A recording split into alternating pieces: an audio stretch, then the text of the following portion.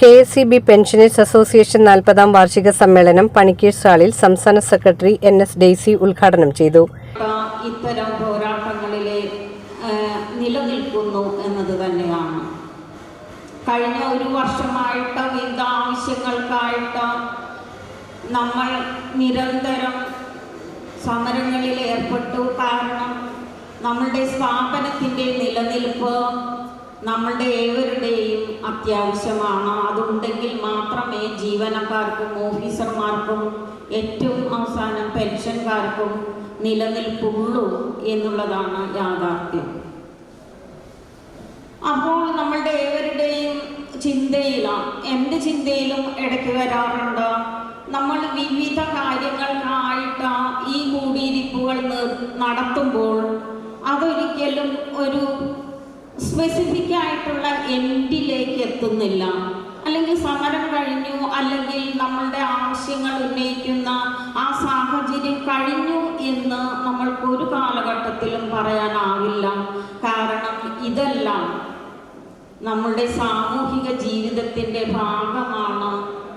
കൂടാതെ സമരങ്ങൾ, പോരാട്ടങ്ങൾ ഒരു നിശ്ചിത കാലയളവിൽ ഒടുങ്ങാതെ നിരന്തരം മുന്നോട്ടു പോകുന്ന ഒരു പ്രക്രിയയുമാണ്. അതുകൊണ്ട് തന്നെ ഡിവിഷൻ പ്രസിഡന്റ് EA ഫിറോസ് അധ്യക്ഷത വഹിച്ചു.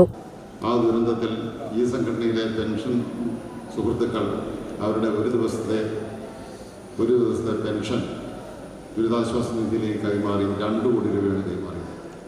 അങ്ങനെ കേവലം പെൻഷൻകാരുടെ പെൻഷൻ മാത്രം അത് സംരക്ഷിക്കപ്പെടുന്നത് മാത്രമുള്ള ഒരു കാഴ്ചപ്പാടോടെ അല്ല, വളരെ വിശാലമായൊരു കാഴ്ചപ്പാടോടെയാണ് ഈ സംഘടന പ്രവർത്തിച്ചുകൊണ്ടിരിക്കുന്നത്.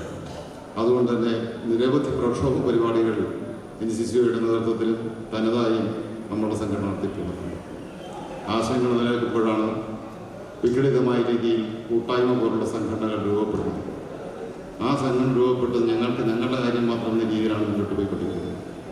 അതീവ അപകടകരമായൊരു കാര്യമാണ്. അല്ലെങ്കിൽ തന്നെ പെൻഷൻ്റെ കാര്യത്തിൽ ആശങ്കയാണ്. പെൻഷൻകാരുടെ സംഘടിത ശക്തി തകർക്കുന്ന രീതിയിൽ വിവിധ സംഘടനകൾ രൂപപ്പെട്ടു വരും.